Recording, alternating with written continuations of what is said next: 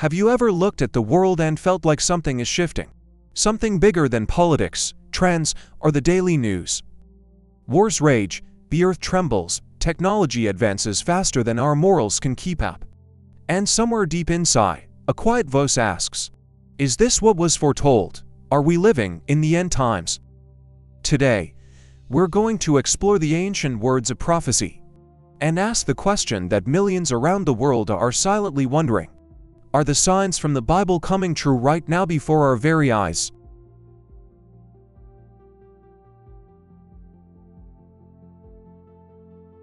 One. Introduction. Are the prophecies coming true? Humanity is awakening amid chaos.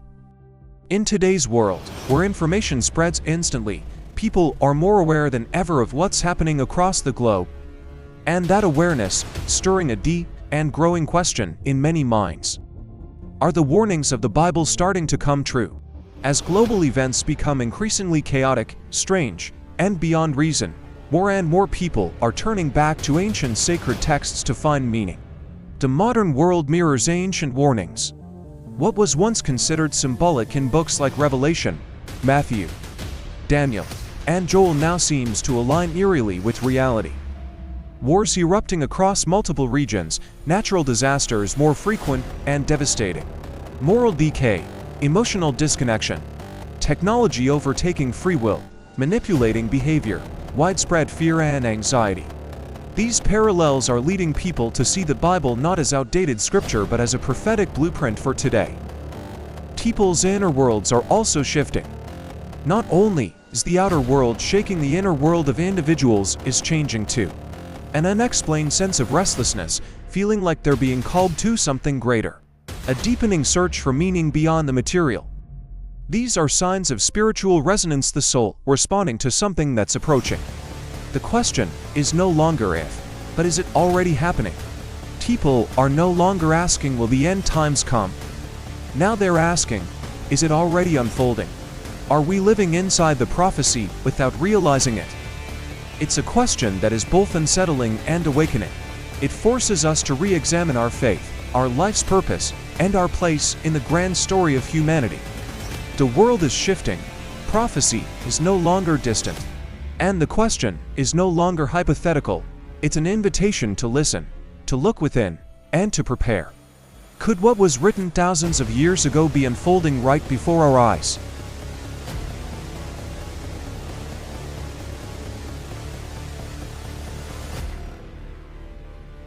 Two. Biblical signs of the end times. Wars and rumors of wars. You will hear of wars and rumors of wars. Nation will rise against nation, and kingdom against kingdom. Matthew 24:6-7. Biblical meaning. This is a clear warning from Jesus, describing the beginning of the end times. Not only physical wars, but also global unrest, fear, and rising tensions. Modern fulfillment. Russia-Ukraine war, Israel-Palestine conflict, US-China tensions. Rumors of nuclear weapons, bioterrorism, civil wars, military coups. Sigh. The world is no longer at peace. It is boiling from within. Natural disasters and famines. There will be famines and earthquakes in various places. All these are the beginning of birth pains. Matthew 24:7-8. Biblical meaning. Natural disasters are not random. They are labor pains, the earth groaning as something divine prepares to be born. Modern fulfillment. Massive earthquakes in Turkey, Nepal, Japan. Historic floods in Pakistan. Record-breaking hurricanes in the US and Asia. Widespread famine in Africa. Soaring food prices globally. Sign. Nature is no longer normal. It is crying out. Plagues and pestilence.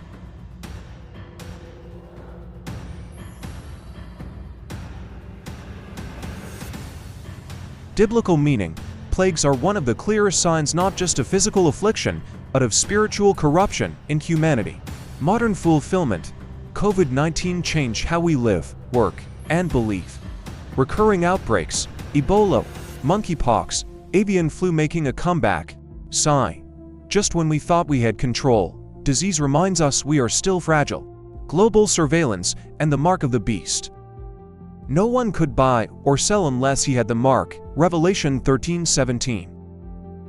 Biblical meaning: the mark of the beast is not just physical, it represents total control over human behavior and freedom. Modern fulfillment: biometric surveillance, cashless payments, QR codes, AI facial recognition, and chip implants. Central bank digital currencies (CBDCs) are being tested globally. Sign: privacy is fading. We're trading convenience for control. False prophets and deception. For false messiahs and false prophets will appear and perform great signs and wonders to deceive. Matthew 20:24. Biblical meaning: in times of spiritual crisis, people are vulnerable, easily misled by those who pretend to be light. Modern fulfillment: many self-proclaimed enlightened figures gain mass followings only to be exposed as frauds. AI can now replicate voices, faces, and even sermons, manipulating mass belief. Sign: truth becomes blurred when deception dresses in light. The love of many will grow cold. Because of the increase of wickedness, the love of most will grow cold. Matthew 20:12. Biblical meaning: a subtle but powerful sign. Love disappears. The end doesn't begin with fire, it begins with coldness in the human heart. Modern fulfillment: people ignore others in pain, scroll past suffering, emotionally detached. Broken families, lonely children, record levels of isolation and depression. Sigh: the end isn't always loud, sometimes it's quiet and numb. The Bible does not merely warn, it offers a map of what's unfolding before us. If these signs no longer feel coincidental, perhaps you are beginning to awaken.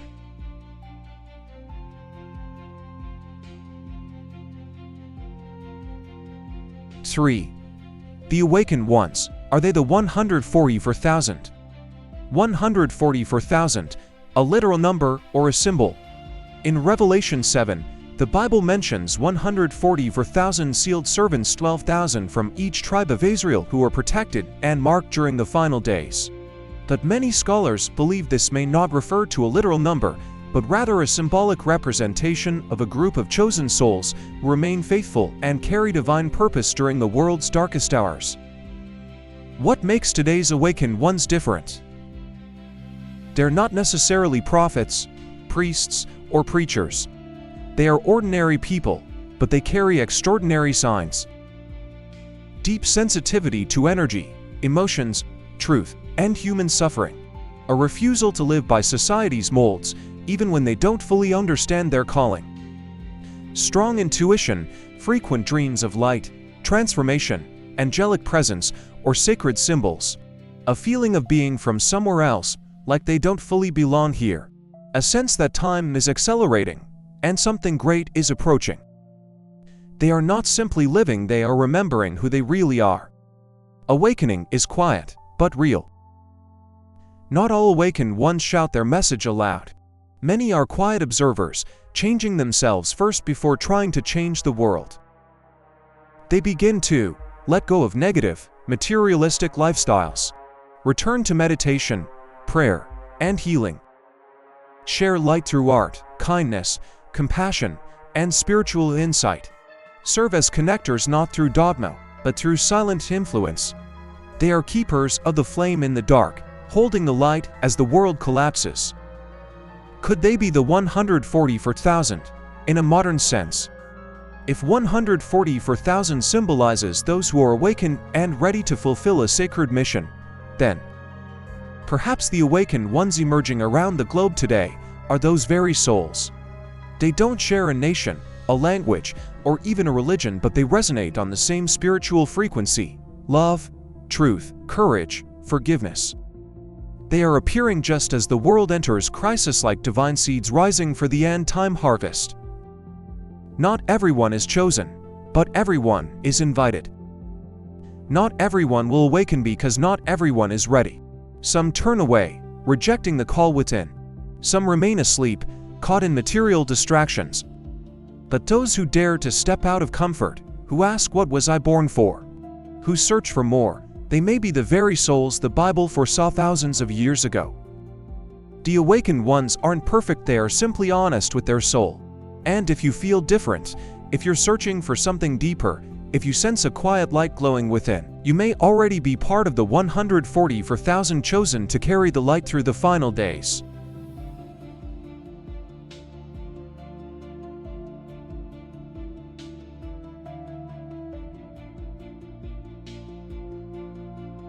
Four. Is the end times a doom or a divine reset? Revelation, a warning or a birth? When people think of the end times, they often imagine wars, disasters, darkness, and total collapse.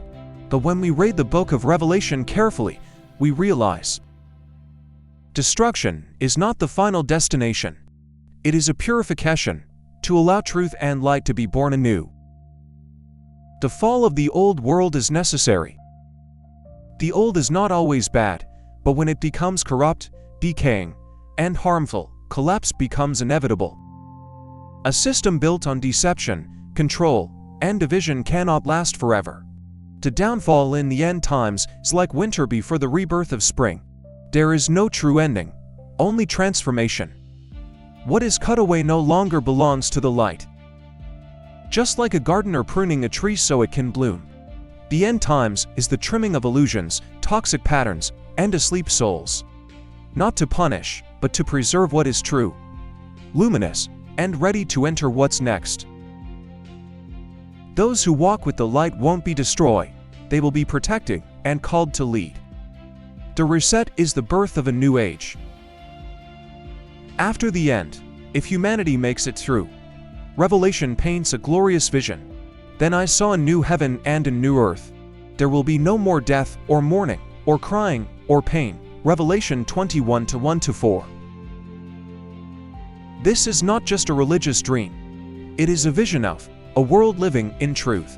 Humans reconnected with God, with each other, and with their true selves, healing at the root of the soul.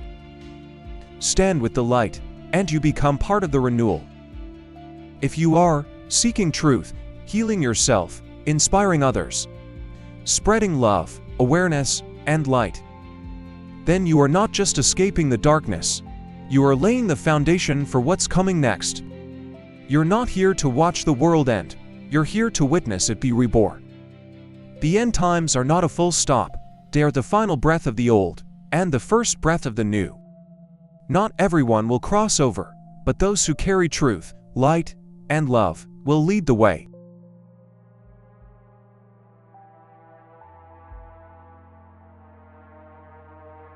5.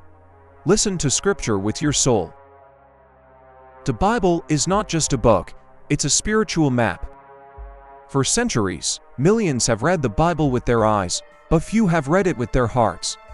Many approach Scripture as historical text or moral instruction. But in truth, the Bible is a living voice, meant to be heard by awakened souls. When you truly sit still, open your heart, and ask, "Is this speaking to me?" you may feel the words begin to glow from within. We are living in a chapter without a title. This is no longer normal time. What's happening? Climate shifts, pandemics, wars, AI revolutions are not random disruptions. Perhaps we are living in the opening lines of the book of Revelation. No one knows the exact day, but the signs are written everywhere. The mind may doubt, but the soul knows. Your intellect may whisper, "Is this real?" Many have said this before, and yet here we are. But your soul feels the nearness of something divine. Every time you get chills reading Scripture, every time your heart aches watching the world spiral, every moment you fall silent and hear a whisper within, that is God speaking, not in letters, but in frequency. You don't need to be a prophet, just honest. You don't need to be great, perfect, or officially called. You simply need to be still enough to listen, and brave enough to believe. God doesn't always choose the mighty, He chooses the humble and ready. And if you're still reading this, maybe it's no accident that this message found you. This is not the end, it's the invitation to return. Not to religion, but to a living relationship between you and God. The Bible is not meant to be read for knowledge, but listened to with the soul. Because what is happening now is no longer a theory, it's a calling.